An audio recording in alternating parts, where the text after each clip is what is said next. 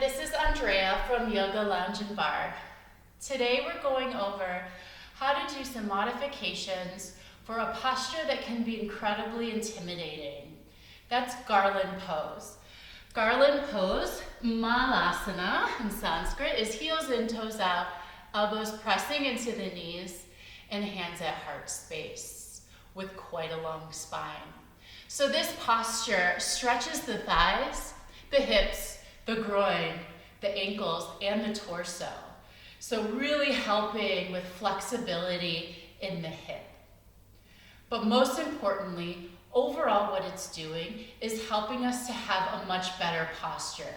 Many of us are at a computer all day and maybe we're hunched over or we're in the car and our shoulders are just rolling forward. We need to open up that heart, lengthen the spine, and also doing this pose will help us reduce some back pain that might be affiliated with an improper posture. This pose also tones the abdominal muscles, improves function of the colon, increases circulation and blood flow in the pelvis, and all in all, it improves balance, concentration, and focus. So there are many great positive benefits that are linked to Malasana. So oftentimes in my yoga classes, I see people that are so intimidated that they're coming up to their toes and knees are wide and they're scared to lean back. Or maybe there's something that's inhibiting them from leaning back. There are so many things that you can practice at home to ensure that we get our heels all the way down to the ground without rolling forward into Garland. All right, so I'll show you from the side what Garland looks like with a nice long spine. Heels are in, toes are out, we're sinking quite deep. Elbows are pressing into the knees. We have a long spine and we're starting to lean back here. Right, so this is Garland pose. So, if you're worried about leaning back or getting the heels into the ground, you can reach for a chair like I have here and maybe work getting closer to the chair. So here, sitting in a squat, hands are behind you. Start to walk the feet back, all right? And then what you can do is start to sink the hips down by maintaining those heels on the ground. And you can even start walking those heels back closer to the chair.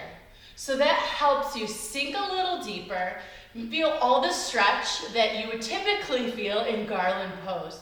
You're still achieving the same benefits as the traditional Garland.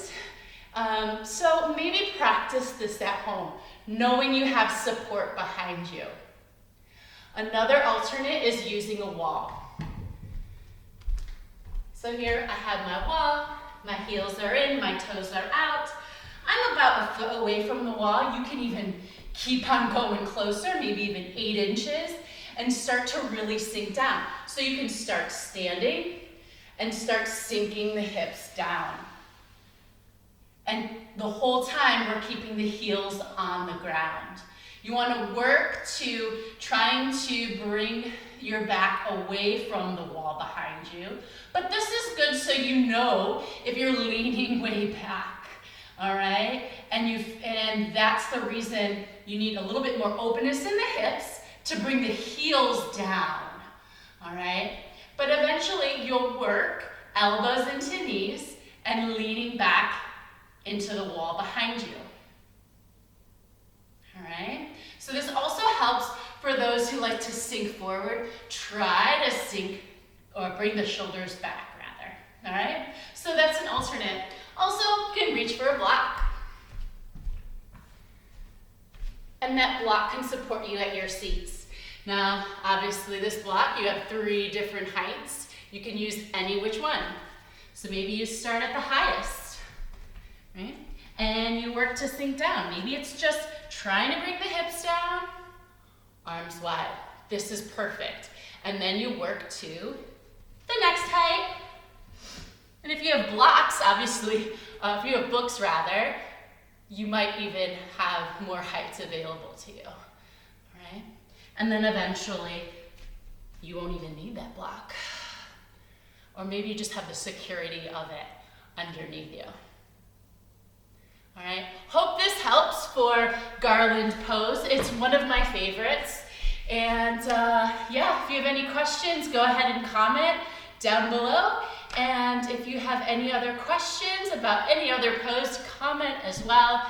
And we can hopefully have another how-to from the Yoga Lounge for that. Oh, I think my cat's coming to say hi. Hey, Twiggy, come here. Oh, maybe not.